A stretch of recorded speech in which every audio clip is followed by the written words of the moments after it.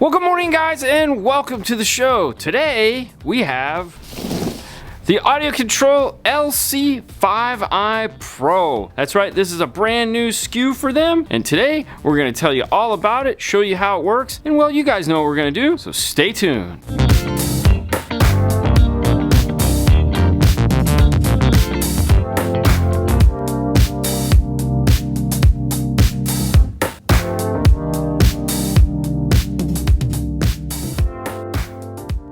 One of the things that AudioControl is most known for is their high-level to low-level integration. They've been doing it for a long time. One of the most popular pieces is probably the LC2i, followed up by the LC6, LC7i, LC8. They also have an LCQ1. They had a DQ61. All their amplifiers that they make now, which came much later, have LCs built into them, both in their LC line, the name LC5i, and their D line, which is for DSP. Their DSPs have LCs built into them. So the DM608, the DM810, both LCs built into them. However, the line changed just a couple years ago when they came out with the new LC1i, the LC2i Pro, and the Epicenter Micro. Now the Epicenter Micro is a part 2. There used to be one with a high level to low level built into it as well. As we can see here, this is kind of their thing and what they're known for.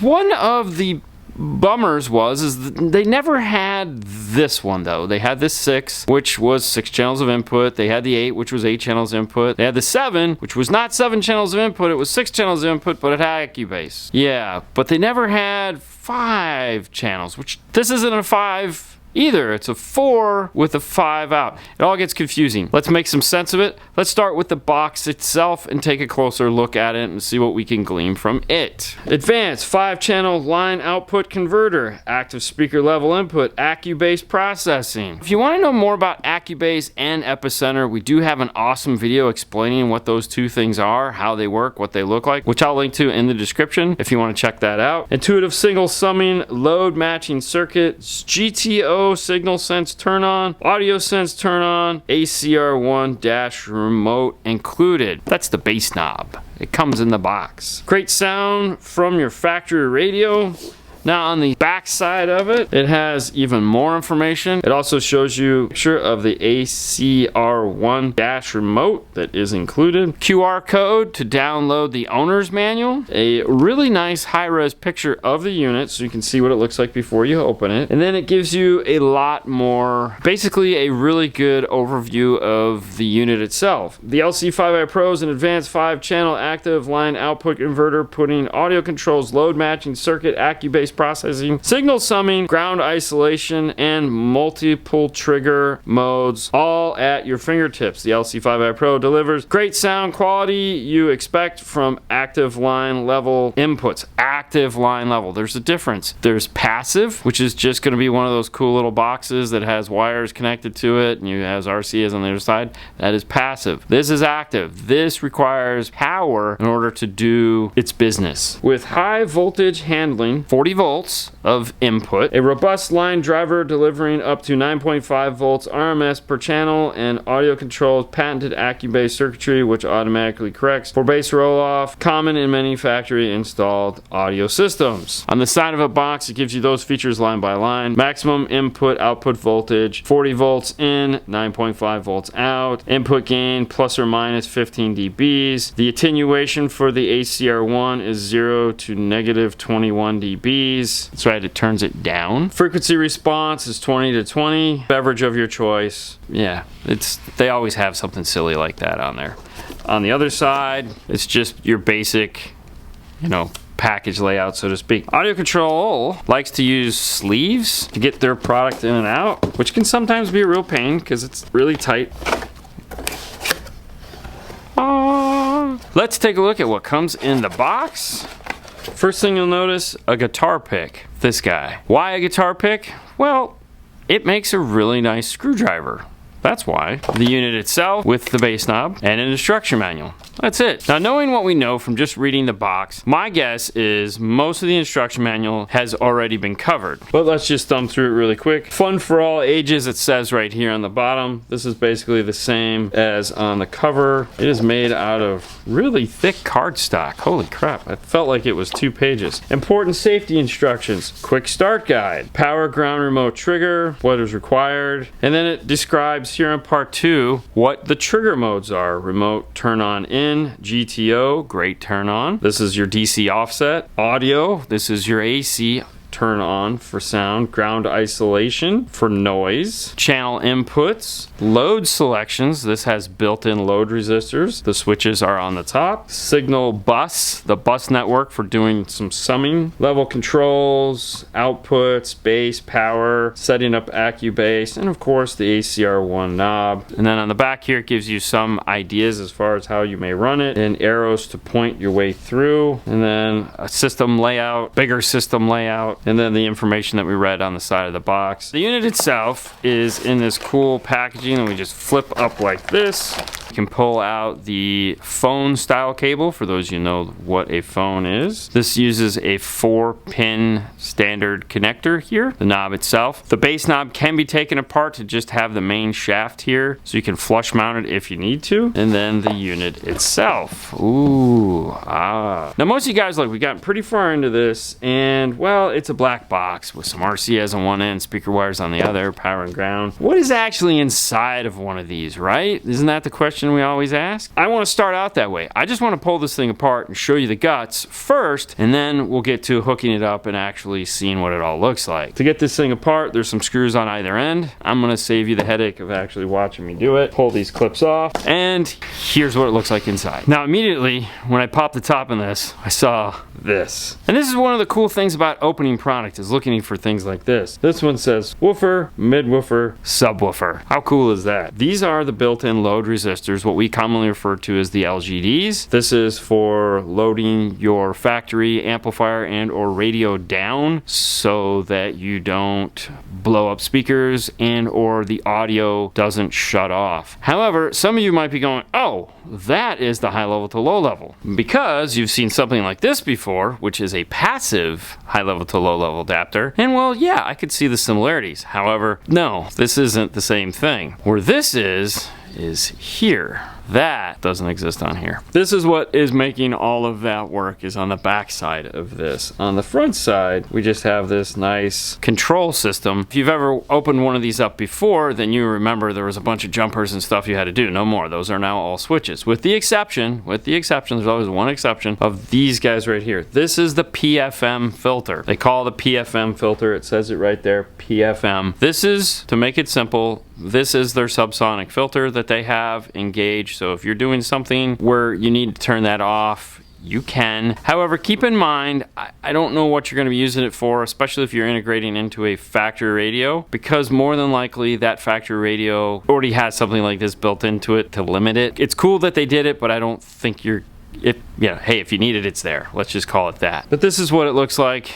Let's get this thing buttoned back up and let's hook it up. The first thing that we need to hook up on the LC5i is the power and ground. We have remote in and we have remote out. That remote in, we don't know how that's going to work yet, and that corresponds to this switch over here that says trigger mode. Remote in, GTO, or audio. The constants are going to be 12 volt and ground, so I'll hook those up. And now we need to figure out how this is going to turn on. We have to do some testing. We have our radio speaker wire here. We need a digital multimeter that is set to DC, which is the line with the dashes underneath it. The negative test lead will go to chassis ground. The positive test lead will go to any side speaker wire. If we see 6 volts, that means we have DC offset. We could turn the car off at this time and see how long it takes for the DC offset to go away. Some cases, the DC offset can take anywhere between 30 seconds to 5 minutes before it goes away. Now keep in mind that the unit, when it does not have signal passing through it, goes to its idle current mode. So if you have a big amp attached to this, it should go into idle current, which is usually like an amp, maybe 2 amps, not the full amperage draw that it needs when it's playing music, because it's not playing music. So ours is just shut off. That means we connect this speaker wire output to the inputs 1 and 2. We switch this to GTO, the unit will turn on. if it's connected to power and ground. With our radio on, we have our power light. That means our GTO is working. Now remote out can go off to power your other amplifiers. To test that, connect your black terminal to chassis ground, put your red terminal on the output. You can see here we have our remote turn on out to go off to our amplifiers, and that will turn on and off when the GTO turns on and off. Next, we want to check our output voltage coming from our source unit, whether it be the factory radio or a factory amplifier. We want to see how much voltage is going to come into this. This can take up to 40 volts. That is a lot more than what most factory systems are going to put out. However, when you use one of these cheap style high level to low level adapters and you put a whole bunch of voltage into it, well,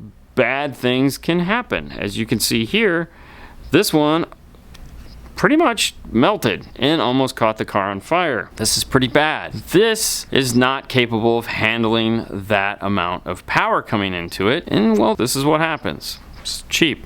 What do you expect? To test the voltage, we want to play a couple different test tones. If there's an EQ involved from the factory, the standard 40 Hertz and 1000 Hertz, it could give us a false lower reading. To test, our two test probes set to AC, which is volts with the squiggly line above it. Connect to our speaker outputs, play a test tone. We're going to start with 40 Hertz, 0 dB. We have 11.69 volts. To get this, make sure to turn the volume on the radio all the way up. You don't need to adjust your bass and treble settings, but make sure you have it to its loudest output. The first test tone we'll play using the EduCar test and tune app is 40 Hertz, 0 dB. We have 11.83 volts of output. We'll switch to 250 at 0 dB, 11.83 volts of output, 1000 Hertz, 11.18 volts of output, a little less, to 8K, 10.3 volts of output. So there is a slight EQ in here, but the most amount of voltage we had coming out of it was just shy of 12 volts. We're golden. It's not anything crazy, but now we know. It's always good to test these things. With our signal in, the next step is load selector. I had called them the LGDs, and that is these right here. Some of you guys are familiar with these. They come in 3 different colors: blue, green, and gray, with different loads. Now, why do you need these? The simple explanation is, with the type of amplifiers modern systems are using, they rely on the resistance from the speaker to keep the amplifier in check. Keep it from exploding, keep it from creating noise. There's a bunch of different things it does. A lot of people think the only thing it does is, if there's no load, the sound shuts off. If the sound doesn't shut off, then I don't need them. And that isn't exactly true. The load may be needed. It just depends on when the amplifier is checking for it, and also you can't hear some of the distortion that is being created from not having the load on there. And that is why in this new version, instead of having to plug one of these in or forgetting to plug one of these in, which is what happens most of the time, they've made it a simple switch. Now, in most new vehicles, the 20 ohm resistor is the most popular. That would have been the green. However, on some amplified vehicles, the 60 ohm resistor, which is gray, would also work. Anytime we do a card now, I always use the green LGDs, which would be if I flick this up to here.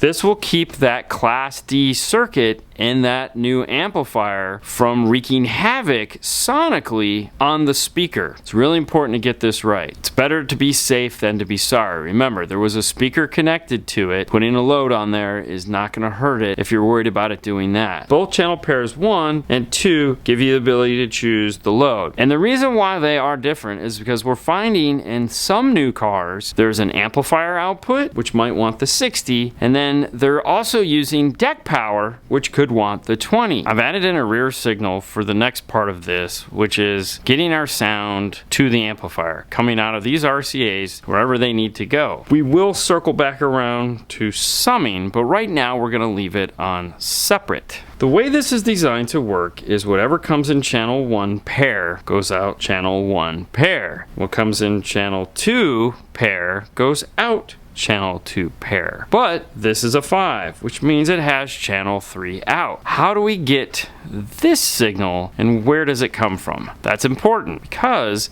It actually comes from channel 2 pair. When you go from separate to some bus, it feeds this output. Now let's take a look and I'll show you what I mean. For this next example, we'll be using our tool, which is the IRTA2, which is a 2-channel electrical RTA. You can plug in RCAs or speaker level up to 20 volts. For this, we'll be using the RCA. This is the signal that is coming out of channel 2. We can see it looks okay and it has decent bass response. When we look at channel 3, there's nothing happening. There's no sound coming to it. When we flick the separate sum switch, now we have the same signal that is being passed along channel 2 into channel 3. And this will go off and create great bass. However, what if the signal that we're using coming into channels 2 input looks something like this? Then when we feed it to our subwoofer, we're going to be missing a ton of bass. If we check what is coming into channel 1 input, we see that we have a ton of signal. In this case, what we want to do is feed this channel that has the bass into the channel 2 input. That's why this doesn't say front, rear, and sub. It just says channel 1, channel 2. In some situations, you're going to feed that front signal into channel 2 so that you get this good bass response. I know you might not have an RTA around. However, if you're listening to the car and the front has a ton of bass and the rear doesn't, use the front power your channel 2 input so that this output will go to its amplifier, crappy, but the sub output will have all the bass that it requires. Now this begs the question, what if I want this on all my channels? You can do it. Here's what channel 1 looks like. It has that crossed over section there, limited amount of bass. If I come back and I select some bus, and I turn it on, you'll notice that that fills in, because what it's doing now is it's layering both of those channels on top of one another and filling in the blanks. Keep in mind though that there are other things that could be happening underneath this, such as all pass filters, time delay from the factory, that even though it looks really good here, acoustically it may sound bad. The last step we need to do is adjust our level output. For that, we'll use our test and tune app. We can do 40 hertz, 0, -5, -10, but for this I want to keep it at 0, personal preference. It has a maximized light right here on all channels. Right now, all channels are set up so that the frequency is as level as we can get it because we summed those together. As I turn the master level up, we see our lights turn on, turn them down just a little bit. This guy didn't, so we'll turn this one up some, get it all set and ready to go. And there we go. They're pretty much set up. Everything is great. Turn them back down for a second. Let's turn off the sum and just leave it on separate. If you remember, looking at the RTA just a second ago, 40 hertz didn't exist. So if we turn this guy up, we have to turn it up a lot. That we want to go to 250, see what happens, 0 dB. Okay, lights on just a little bit. We'll turn that down. Go to 1000, 0 dB. We don't have a light. We're good. Try 8K, 0 dB. We still don't have a light. Go back to 40, 0 dB. Get a little bit of light. Went through it one more time. All right, so we've gone through all 4. Our light is where it needs to be. We're golden. We have a good test tone here. Now we'll move on to channels 2. We'll do 40 hertz, 0 dB. That one did have the sub. So start turning that up. There we go. Our light comes on. We'll do 250, 0 dB, stays the same. 1K stays the same. 8K stays the same. All right, good. Back to 40 hertz, 0 dB. Go to our bass channel. Turn that up, turn it down just a hair. All right, then we'll go to 250, 0, 1K, 0, 8K, 0. All right, we have these gains maximized. The volume on the radio is still set to its maximum on-clipped output. It has been that way through the whole video. Let's see what kind of voltage we have coming out of here. Channel 1 playing 40 hertz, 0 dB. We're just over 4 volts. Go to 250, see where we're at there. 5 volts, 1K, should be low, a little under 4 volts, 8K, 3 volts. Let's try outputs channel 2, 4.5 volts at 40 hertz. Go to 250, 4.7 volts. 3.7 volts, and last 8K, 2.7 volts. So we could see that EQ band just by using this digital multimeter, and if we were to plot more points, we could actually on a graph using that output voltage what that EQ looked like if you guys hadn't picked up on that. The last thing we want to look at is plugging the ACR1 in and checking out the output here. It has a power light on it to show you that the unit is in fact on, and if you turn it down, Turn it up. So you're not losing all the bass, it's just lowering the bass. Alright guys, there you have it. If you have any situation where you have up to 4 channels of a high level output and you need to make them low level and you want what's coming in to be identical on the output side, you definitely want to check out the LC5i Pro. Remember, turn on your load resistors. Guys, you gotta do this. I get calls all the time about this. It's real simple. This makes it super fun. Flick the switches, nice and easy. We hope you enjoyed this one today. You guys have a great day as always. We'll see you later next time. Bye.